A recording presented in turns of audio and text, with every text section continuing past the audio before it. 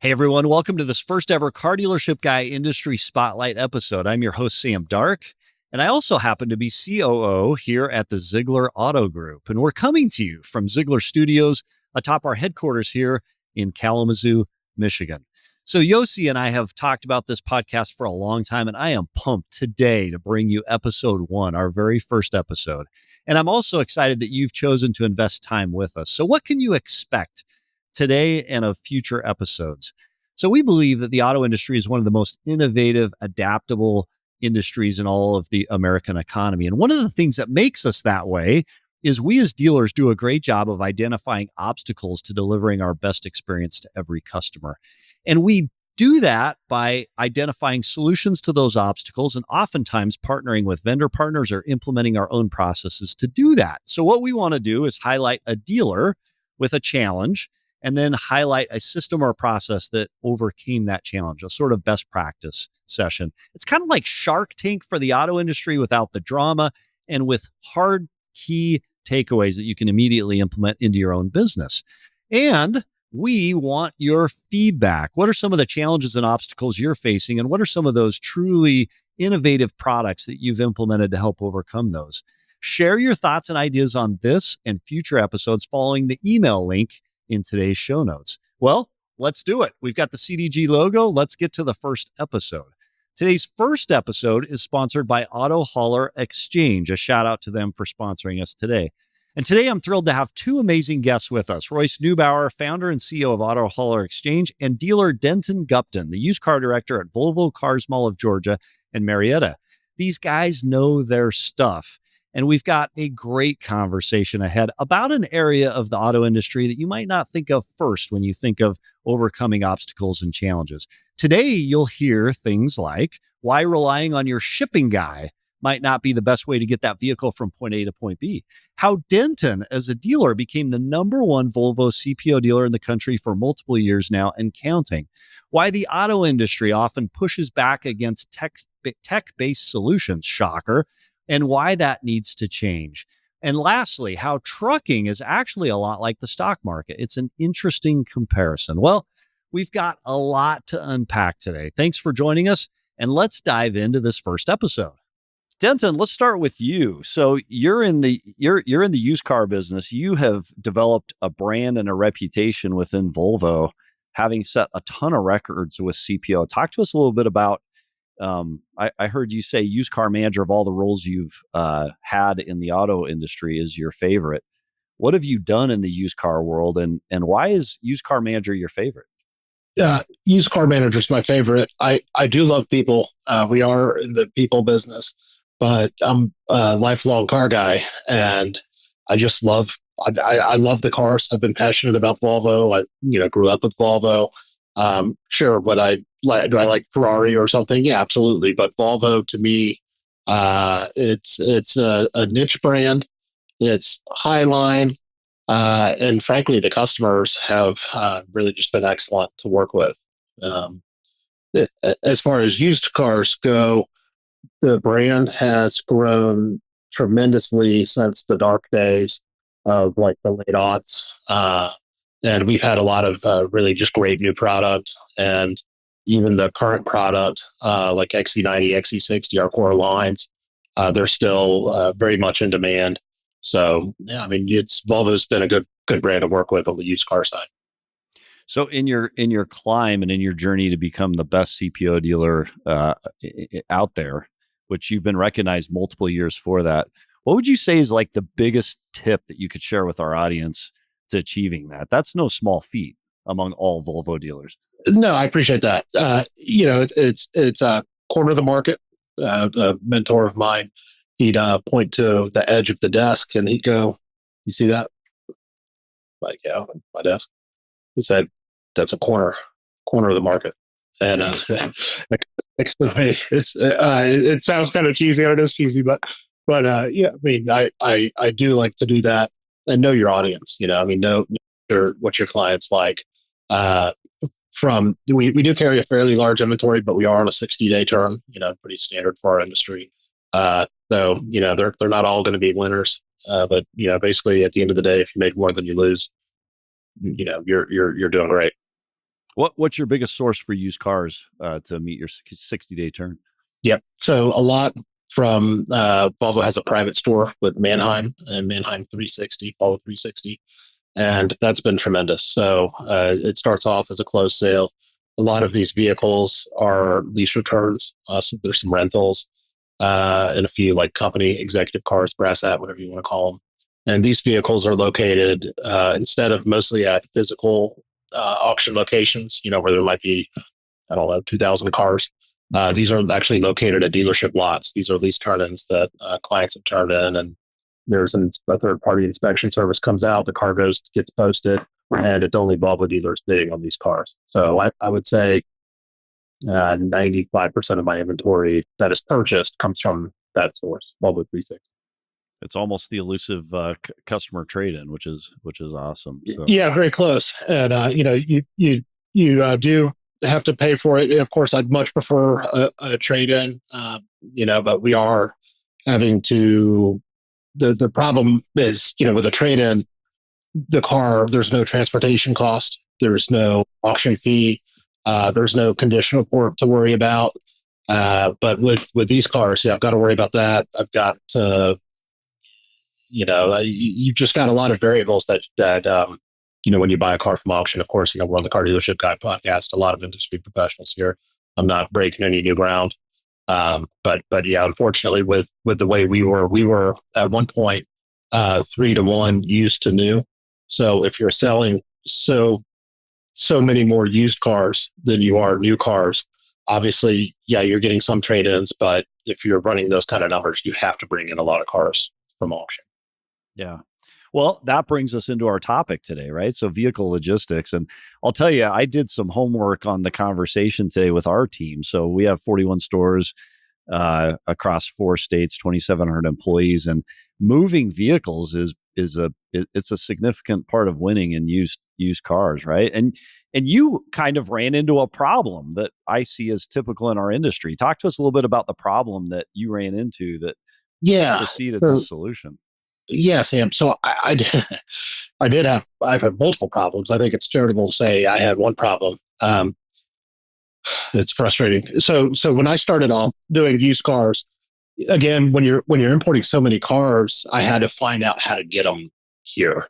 And we just had my general manager at the time had a trusted broker, the traditional broker model. I won't name names, but they're fine. No bad blood. But basically I buy the car, I get a gate release, I email it over to them, and they say, "Great, thanks for the business," and that's it. And then eventually the car shows up.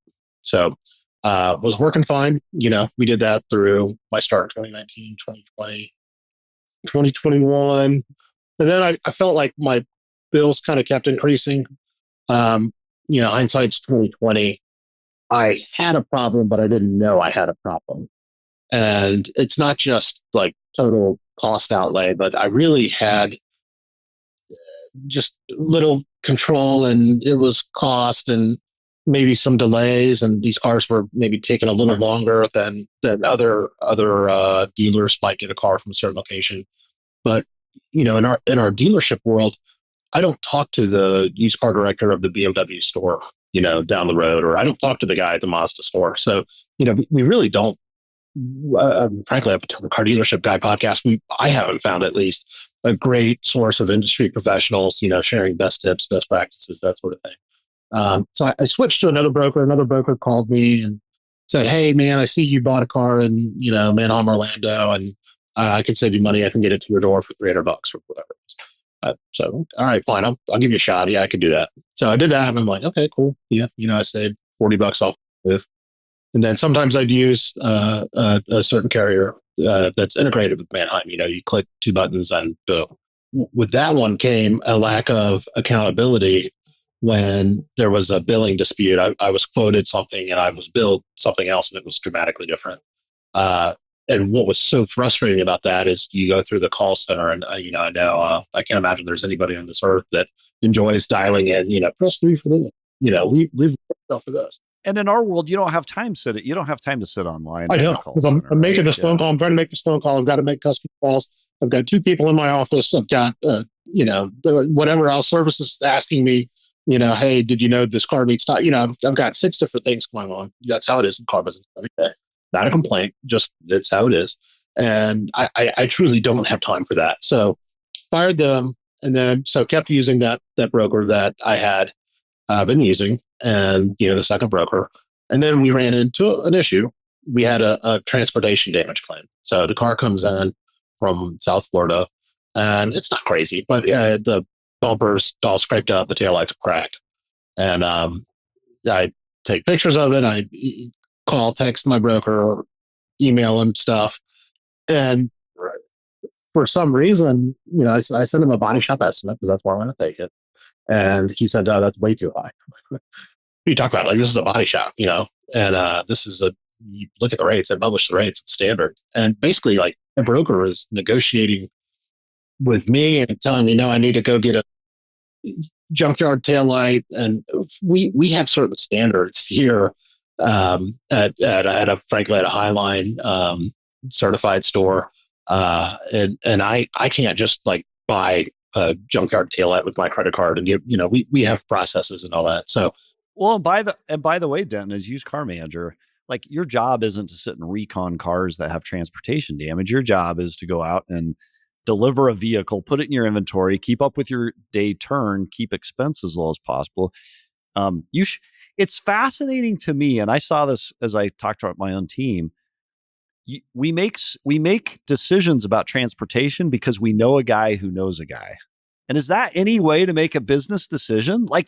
We're in 2024 and we're making a decision because we know a guy who knows a guy, right? Exactly it. And I'm all for loyalty. If you ask the vendors that work for me on my lot, I mean, I've had some of them have been there longer than me. We really don't go through them.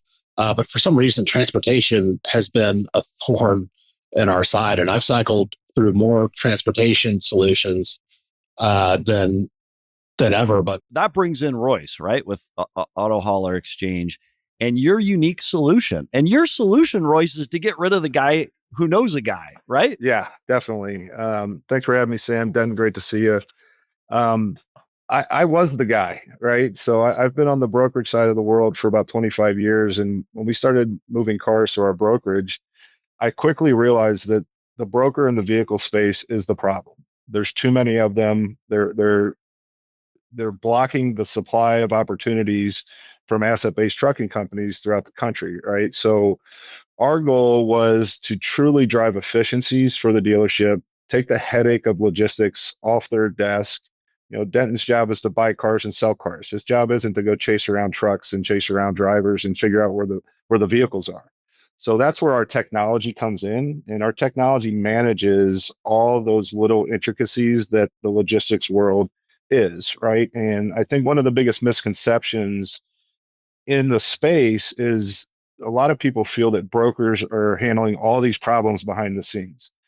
That's not the case anymore. If you're a true tech-enabled broker, your technology should be managing about 95% of the transaction, and our product is about 99% of the transaction. Our goal is to simply move Denton's cars as quickly and efficiently at the best price point as possible, so he can sell that vehicle as quickly as possible and he can keep turning metal.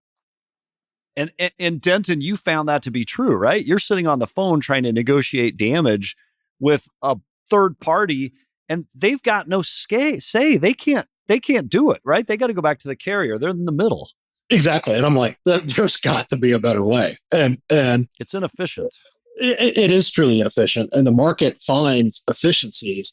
And I was frustrated, and frankly, I'm frustrated with myself because I'm like, how am I able to find so many solutions in my work life, in my personal life, whatever? But I this transportation, I just can't figure it out. And eventually I did. So that's why we're here.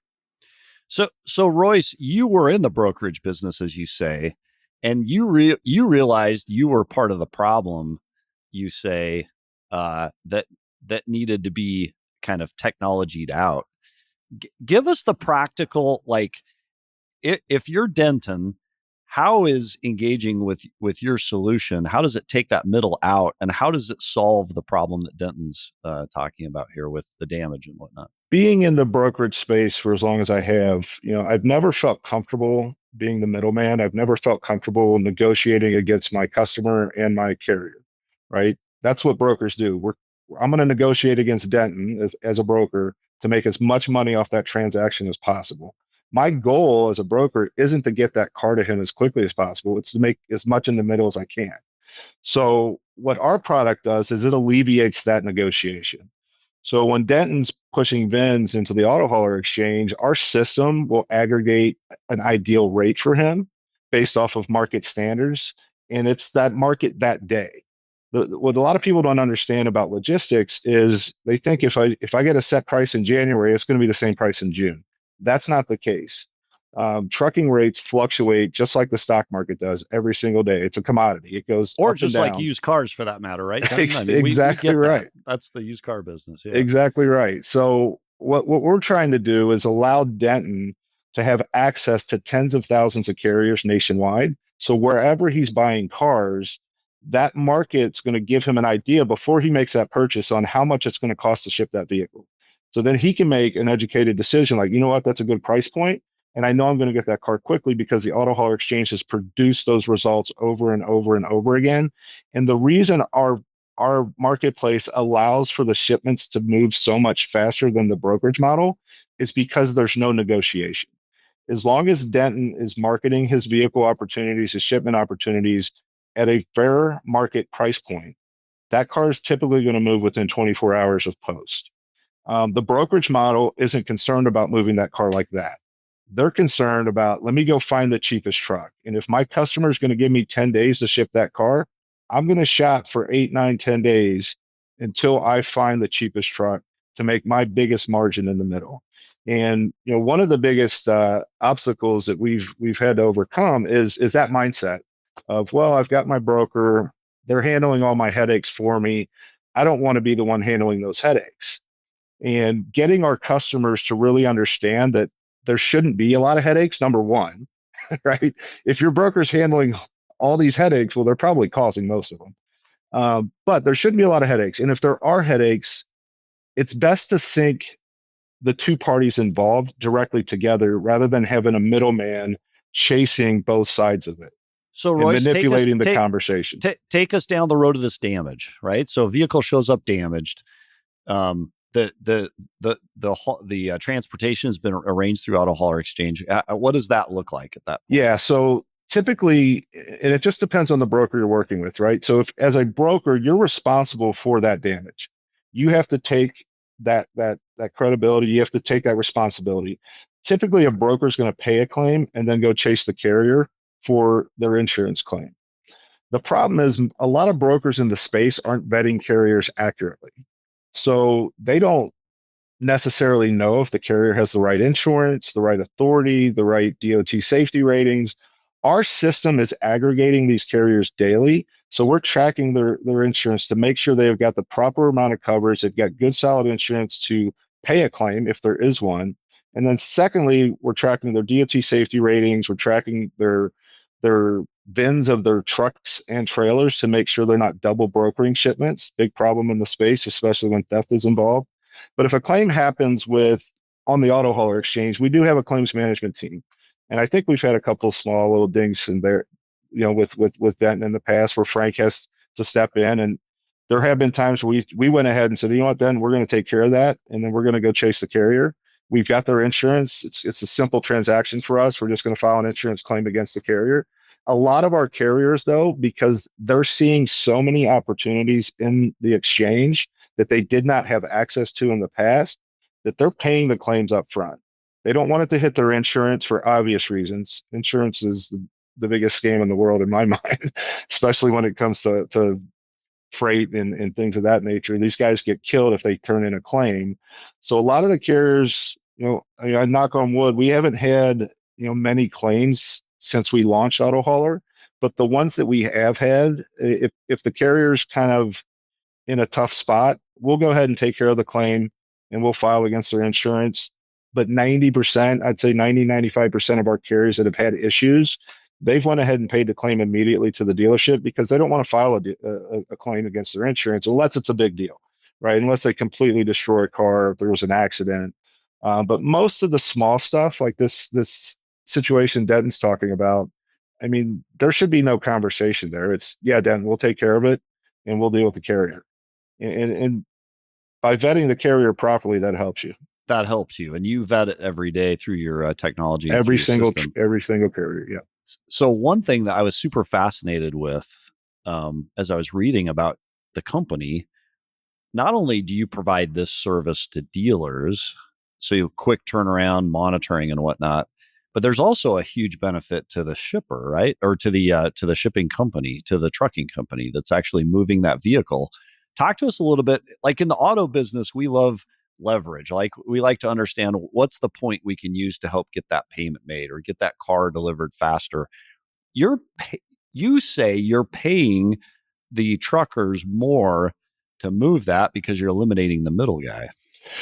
Yeah, so typically when a broker gets a shipment, so Denton's going to get a rate from a broker, whether that's a fair market rate or an elevated rate, regardless. The broker is then going to go negotiate against that carrier. They're going to try to drive down that rate as much as possible. And one of the prime examples that proves our use case is when we were first launching, we had a lot of shippers similar to Denton that were using brokers. So one of the best ways for us to prove that our price points were stronger is we told our shippers, go get the price from your broker, drop it 15, 20% and post it on the marketplace. And then see how quickly it moves. And cars were flying off the marketplace at a better price point for the shipper, but it's also a stronger price point for the carrier because even though they're marketing at 15, 20% less than that broker was offering them, the carrier is going to get that rate. Whatever Denton puts on the marketplace, they get that full dollar amount. We're not touching it. That's exactly what they get. If he posts a car for $700 or $500 to ship, the carrier gets all of it.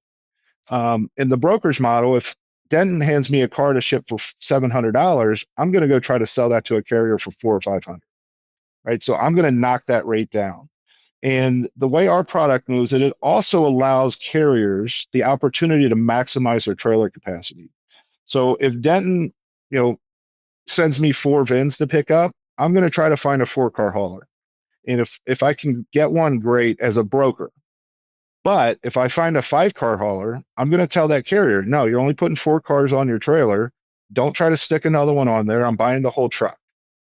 And I'm going to still try to negotiate the rate down, even though I'm not letting him maximize his trailer.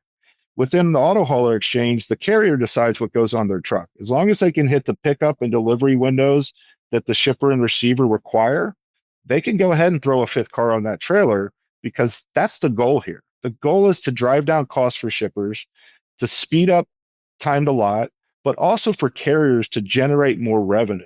And by them generating more revenue, they're able to take care of their equipment better. They're able to buy better insurance. They're able to hire more drivers. In the logistics world, for the past 20 years, we've seen drivers leave the space. You've got in vehicle logistics alone, especially during COVID, we lost tens of thousands of drivers because the automotive industry was so slow. They started bumping docks for Amazon. How do we get those drivers back? Right. And I think within the vehicle logistics world, you have the most professional driver in all of logistics. These guys are the only ones that truly have to load their own trucks. They're responsible for every damage on those vehicles. They're 20 feet in the air in the snow, sleet, and rain. These guys take their job very, very seriously. That's a lot different than sitting in your cab, bumping a dock and waiting 2 hours for the truck to get loaded, then pulling away. Right. So we're looking for ways for these guys to start generating more revenue and creating more opportunities for them. So they want to come back to the industry. To your point, I think Dent and I would both agree. Props to those drivers. Like drivers in automotive, like these guys park on busy roads, like the hazard element of like unloading this big truck on a busy road into a car dealership where we've at any given time we could have a lot of inventory, we could have none. It could be hard to park, it could be easy. Like Denton, it's no easy feat, right, to be a truck driver. And I'd rather work in the sewer system than drive a car hauler. I have no idea of how they do it. And just most respect to these guys. true professionals. And our industry would not move without them. And it's interesting, Royce, how do you make profit on this? I mean, is there a flat charge by you? Is it a subscription? What is it? It's a successful transaction charge to the dealership or to the OEM or whoever's responsible for shipping that car. So there's no monthly fees. We try to eliminate the friction, right? And we want our dealerships to feel confident in the product and just get in and try it. To today, we have yet to have a dealer that's tried the product leave it. We're over 400 shippers nationwide in about 18 months since our launch. I think that speaks for itself of how the product is working within the network. So every time Denton or any other shipper has a successful transaction, we're charging them a fee. Okay. And that fee is available if a dealer reaches out to you or goes to your website. How do you get that information? How would a potential customer get info? Yeah, any conversation with our sales team, they're upfront about it. We've been upfront with every dealer from day one that, hey, let's get you set up. Let's show you how to use the product. Then it took 5 minutes to figure it out. Yeah, and then once the shipments are moving, the fee is kind of a no-brainer, right? Because number one, they're saving revenue on the cost they were paying that broker. So the fee is less than that. I'll tell you that much. And number two, it's the speed at how quickly we're able to get the cars to the dealership. A lot of our dealers that we were working with, they had an expectation that if they received the car within 10 days of purchase, they were happy. And that absolutely blew my mind, Sam. I come from the freight world where if you get a tender today and it's not picked up today, you're fired tomorrow. Where in vehicle logistics, it was, to Denton's point earlier, thanks for the business. I'll get to it when I can get to it. I just couldn't accept that, right? So our goal is to allow our dealerships to turn the metal as quickly as possible. So if we're not picking cars up in 24 to 48 hours, depending on the location, right?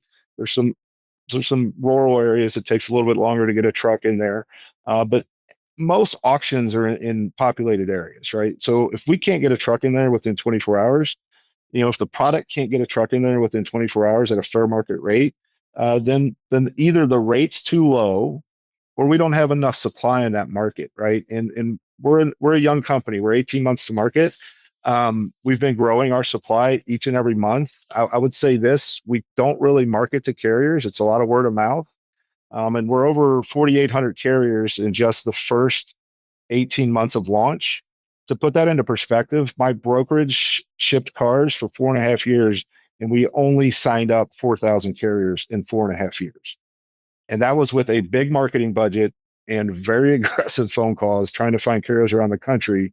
But my brokerage no longer ships cars. We blew up that model because we knew the auto hauler exchange was a better solution for the industry as a whole. It seems to me it's interesting. This is at a good time because Denton floor plan is not cheap today, and the rates continue to go up, or at least have recently. Maybe that'll change, we hope, but there's a significant expense there if as you're able to help remediate that. So it's a technology solution. Royce, I got to ask the question everybody's got to be asking: why hasn't anyone else come up with this before? Eliminating the guy who knows a guy to ship this truck. It's a great question. Obviously Uber tried to do it in the freight world. Uber Freight came. I remember when they launched. I had a trucking company that I owned at the time. I had my brokerage. And Uber's CEO of Uber Freight said, we're going to eliminate the broker in the freight world. I thought that was a very bold statement because freight has a million different verticals and there's so many different ways to ship different types of products, and you can't co-mingle a lot of products together. Now Uber's the fourth largest brokerage in the country. So I was always looking for efficient ways to downsize our brokerage from our touches and eliminate friction with our shippers and create more transparency. And we doubled down on technology in that business for the past 10 years. And I think we run a very efficient shop. But when we started shipping cars about 5 years ago, 4 years ago, it was 2020. I came into the vehicle logistics space with no preconceived notions. I'd never shipped a car in my life. I hired a team that was very, very good in that space. They were very well known in that space. And within the first 6 months, I kind of had an aha moment that this is the space. Like this is a vertical that is it's very dialed in. It's very specific. There's not a lot of variables between a consumer shipping a car, a dealer shipping a car, or an OEM shipping a car. We can see how much empty space is on every truck that drives down the road. And here in Metro Detroit, we see probably more auto haulers than most cities, and 90% of them have 2 or 3 spots open. And it blew my mind. Like, why can't we fill up those trucks? So I started interviewing shippers, large scale shippers, all the way down to dealerships, mom and pop carriers, all the way up to the largest fleets. And I quickly realized that the biggest complaint by the shippers were, I can't find enough trucks. My cars aren't moving fast enough. They're sitting too long. I don't have enough communication. I don't feel like I have control. And then when we spoke to the carriers, it was the exact same response. I don't see enough opportunities. I can't fill up my truck. I'm not making enough money. Well, why is that? How could both sides of the industry be blocked from each other? Because there's a broker in between. The broker not was blocking all the opportunities, right? No shade to the brokers. I mean, listen, I still own a brokerage in the freight world. We just don't ship cars anymore. And when I made that decision, I literally sat down with our vehicle team. I said, guys, we're not going to ship cars within the next 2 years. And they all kind of panicked because it was about a $15 to $20 million a year business at that point. And they kind of looked at me and said, what, are you firing us? I said, no, I've got this new concept and we're going to transition you over there once it's up and running. And my director sat down with me and we started whiteboarding the idea. And he kind of looked at me. He's like, you got something there. So I hired a tech team to kind of build out our first wireframes. And I took the product to one of the largest remarketers in the country. And we sat down with them and said, hey, we want to layer this over top of your 300 plus stores. Do you think this could help you manage your logistics in a more intelligent way? And they all kind of looked at each other in shock and stopped the meeting. They left for about 20 minutes. They came back with their investment team and they said, we want to invest in Auto Hauler Exchange. I kind of felt I was onto something there. So I took a pause. I said, I'm not building this product for just one company. We want to build this for an industry. So we went out and got VC backing and we've been growing ever since. All right. The last couple of questions. I want to ask Denton one about quantifying the economic impact of this, since he's been using you and it's Denton's best practice, right? We're highlighting you as part of the show. And then before I come back to you, Royce, with a super tough question. But Denton, have you quantified the economic impact of the speed and not having to sit on phone with these brokers? Hopefully none of my upper management is watching. I'm not huge on like Excel spreadsheets and graphs. Sure, I could look at like invoices and compare to that, but like you had touched on, it's much more than, okay, how much are you paying for tires? How much are you paying for brakes? How much are you paying for transportation? How much are you paying for dunts? It is that holding cost, and how much that delay is taking away your, what we call like time to line. So sure, like even if I've saved, I'm throwing out a number, 8%, 10%, that's great. But I think that the real savings is significantly more than that with just how quickly I'm getting the cars. One thing that we run into with auctions is there's an arbitration period.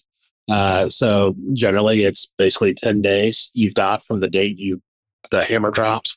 Man, that is so true. Yes, you could kill your arb period in shipping. The lettuce is going to die before you can object to the vehicle condition. Well, seriously, yeah. I mean, and that was truly an issue for me because with Volvos, we're a niche brand, and we're not just able to source all of our cars from Atlanta or the Southeast. I'm getting a lot of cars from California. Auto haulers gotten cars from Seattle, from Bend, Oregon. Like more just less traveled routes.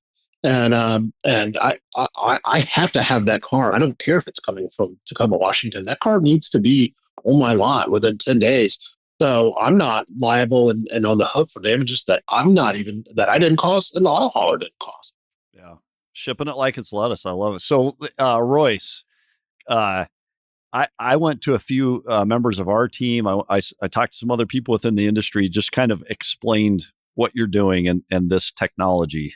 Which to me, again, it seems like somebody should have come up with this before. It's not crazy, but it is different thinking.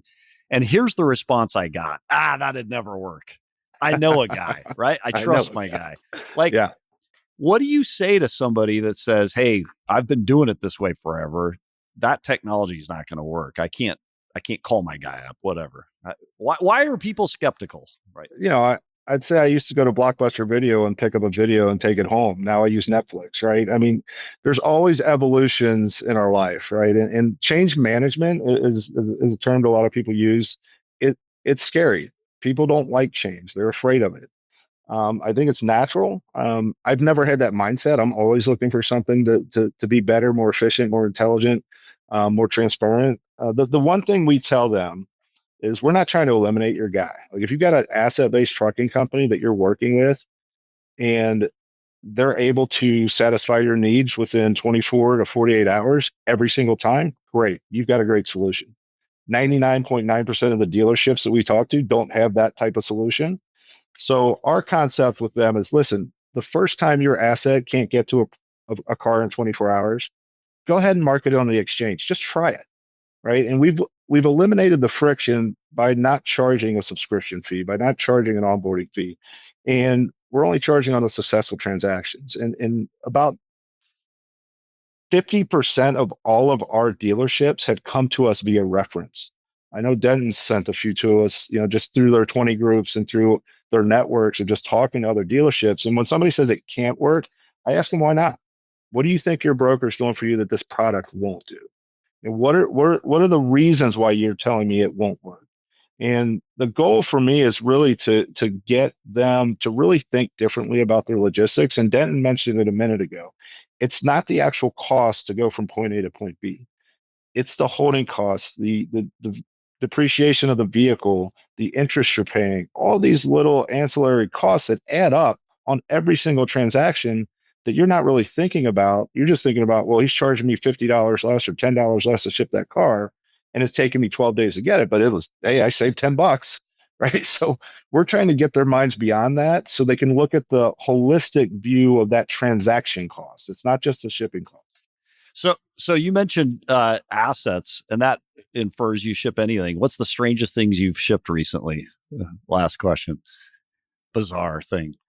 As Anything far as unique or interesting? vehicles, I don't know. I mean, yeah, I don't know. Are you shipping horse? Can you ship a horse? Can you ship a boat? You could probably ship jet skis, trailer. through Auto Hauler Exchange, we're focused on the automobile industry. Good. That's it right now. From the brokerage world, I've shipped. I had a load of fresh shrimp one time that was for a party. It was about $1.2 million in shrimp. That was an interesting shipment. That's a lot of seafood. Yeah. So that one definitely had the Amazon effect. That was same day delivery. Well, Denton, we appreciate you bringing Royce as this best practice. We got to spend a little bit of time today learning about. Keep crushing it there with Volvo.